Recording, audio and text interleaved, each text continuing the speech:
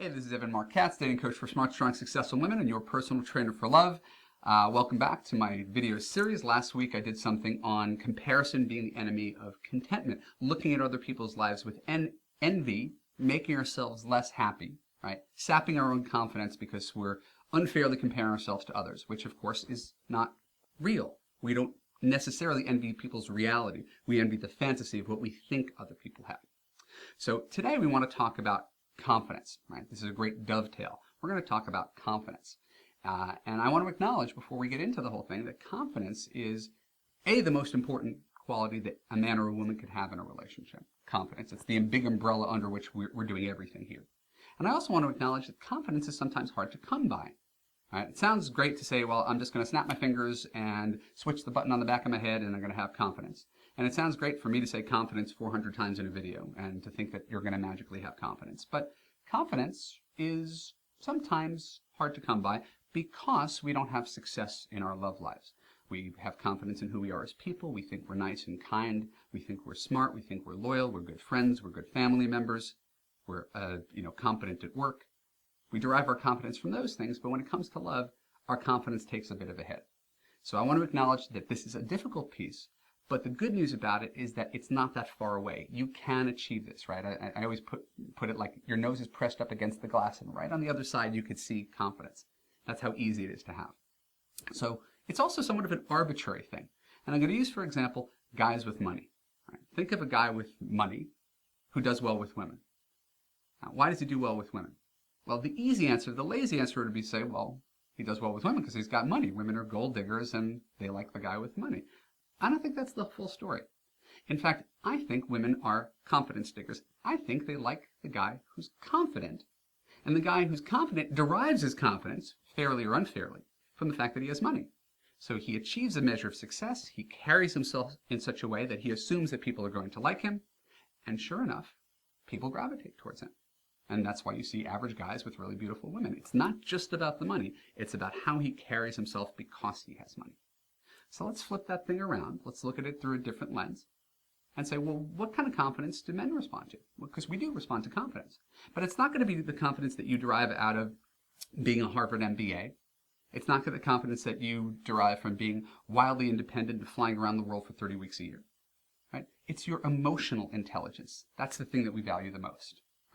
Do you like yourself enough to be a great girlfriend, a loving girlfriend, an attentive girlfriend? And do you have boundaries, right? So that you're not just a doormat and you're putting up with bad behavior, right? And that's one of the things that gets sticky. Listen, I'm a dating coach for women. I see the most amazing women, the most impressive women in the world, give up all their confidence and their self-esteem because they're attracted to some guy, right? And that's unnecessary. It doesn't work. Guys don't respect it. And you're not even happy when you carry yourself with low confidence. So I want you to have a new paradigm to view yourself, right? And this is the one I'm going to give you today. It's the thing that worked for me for 10 years when I was dating. And again, when I was dating, I'm embarrassed to tell this, but it never occurred to me that someone wasn't going to like me. I know that's embarrassing, but it's true. It never occurred to me that I was going to go on a date and she'd be like, no, I'm not interested in you. I always assumed that the answer was yes. I assumed that the woman across the table did like me, was going to want to see me again. And all I had to determine was whether I wanted to see her again. All right? So whether that's delusional or not, what it did was carry me for 10 years of ups and downs of online dating where I never really internalized rejection. And because I liked myself, most of the people did like me and did want to see me again. And so that's what I want to offer to you. Assume the answer is yes. Assume that every single guy is attracted to you, wants to sleep with you, wants to commit to you, right? And that it's completely in your control what happens next. You decide whether you want to go out. You decide how far you go on a date. You decide if it's been too long before he stepped up to the plate to commit to be your boyfriend. You decide if you don't like the way you're being treated within the context of the relationship. This is what I talk about being a CEO of your own love life. These guys are the interns, and you're the boss, right? This is emotional intelligence. This is having boundaries. This is having true confidence, not putting up with behavior that you don't like.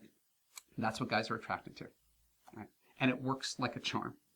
And I know it sounds, again, it sounds weak because there is a little bit of fake it till you make it. Well, how do I act that way?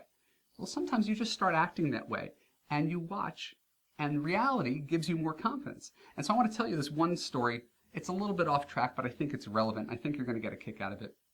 This is 10, 15 years ago or something like that. I was a single guy. I was at a party, and I saw a woman that I recognized, an acquaintance, a friend of a friend, who was, 10 yards away, too far to call her name. So I just went like this. Come here. And she looked at me.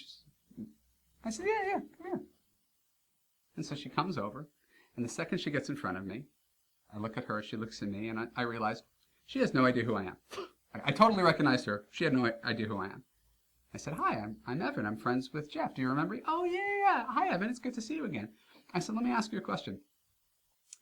Is that how easy it is to get a girl to come over to you? All you have to do is that? And she goes, evidently it is. Right? So I love that story because it really shows that she thought I was confident. I wasn't. Right? I wouldn't have necessarily approached her, but just by going like this, because I thought I knew her, she assumed that I was confident. She responded to my confidence, and she came over because I emanated that. It was the confidence of someone who was clueless. And so there's something to this idea of carrying yourself as if the answer is always yes, as if whoever you do that to, they're going to like you, and then there's no consequences to it. And the worst thing that happens if someone doesn't respond to you, it's their loss. Once you believe it's their loss, you don't have to feel so bad about yourself when it comes to this dating process, which is fraught with danger, right? Danger meaning it's unpredictable. You never know where someone is in their life, okay?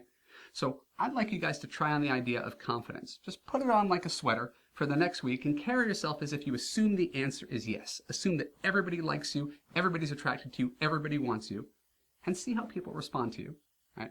I'd love to hear your stories. Share your comments below. Share this video with your friends. And next week, I'm going to give you a video that puts this all together, that shows you a step-by-step process on how to find love proactively instead of waiting for it to happen to you. I'm really excited to give it to you. I look forward to talking to you again.